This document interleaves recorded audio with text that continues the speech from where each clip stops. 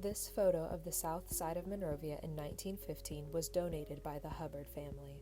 Buildings listed are going left to right: Sands Grocery, Brooks Confectionery, McNorris Drugstore, Daly's Harness Shop, and Kenworthy's.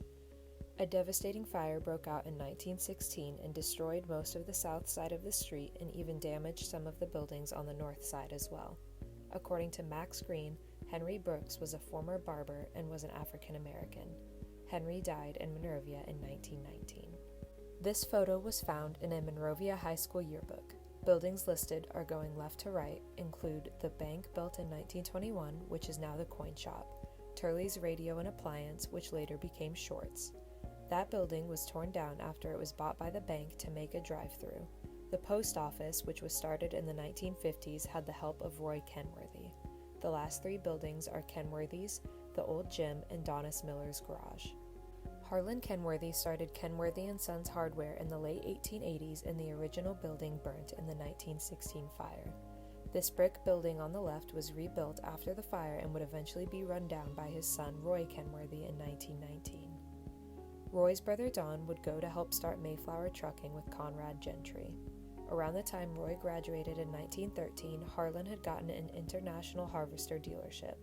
Roy Kenworthy would be acknowledged for being a hardware store owner for 60 years and Harvester dealership owner for 50. In 1974, Kenworthy's became J&J Hardware and eventually a pool hall. The location was also known for being a registration point during World War II. This is Donis Miller's garage from the 1962 Kodak slide collection from Maggie Bauer. Donis Miller's garage was in the current location of Subway. Donis started working in Monrovia in 1935 and retired in 1970 according to the Sesquicentennial book. He was also a charter member of the Monroe Township Fire Department. This is another photo from the 1962 Kodak film collection showing Turley's on the left, which would later become Shorts in 1964. The post office is also visible. The Monrovia Post Office started in 1834 when Monrovia became an official town and started delivery in 1905 according to Katie Tucker in the Sesquicentennial book. The post office is reported to have been what is currently the barber shop and in one of the front rooms of the old gym. This is a current photo of the south side of Monrovia. The coin shop on the left was built in 1921 for the bank. According to most accounts, it collapsed during the Great Depression. According to Ed Ullman, Roy Kenworthy was responsible for getting Citizens Bank to take over the building in the mid-1950s. It is not clear what the building was used for between the Great Depression and the mid-1950s. Ruth Watson and Bill Fisher commented that the town would show movies on the wall of the east side of the bank on Saturday nights. Kids would come and roller skate, then everybody would sit on their tomato baskets to watch the movies that were usually westerns. This is a photo from the 1962 collection.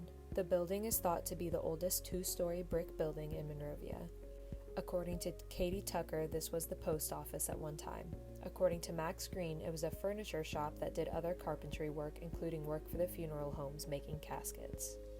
This photo is from a Monrovia yearbook. The building became the Old Brick Cafe in 1967 after it was Fincham's.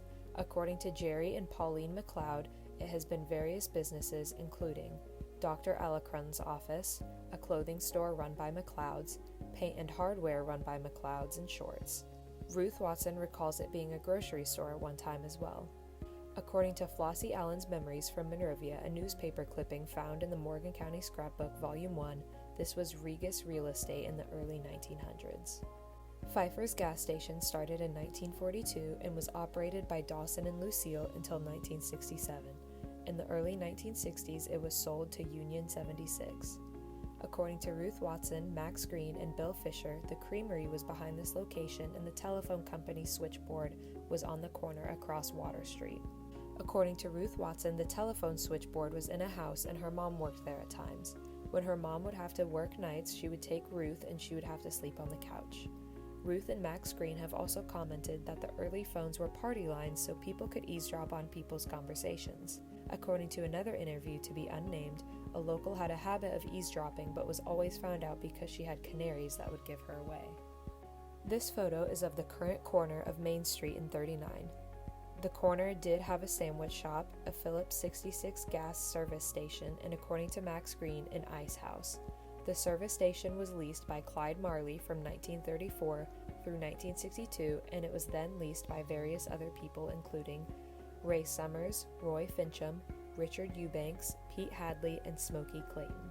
This information is in the Sesquicentennial book, but no other author is credited. These photos of the Marley gas station were both found from the Monrovia yearbooks in the ad segment at the end of the book. Thanks for watching. This has been a Monrovia Moment brought to you by Faith Nagel.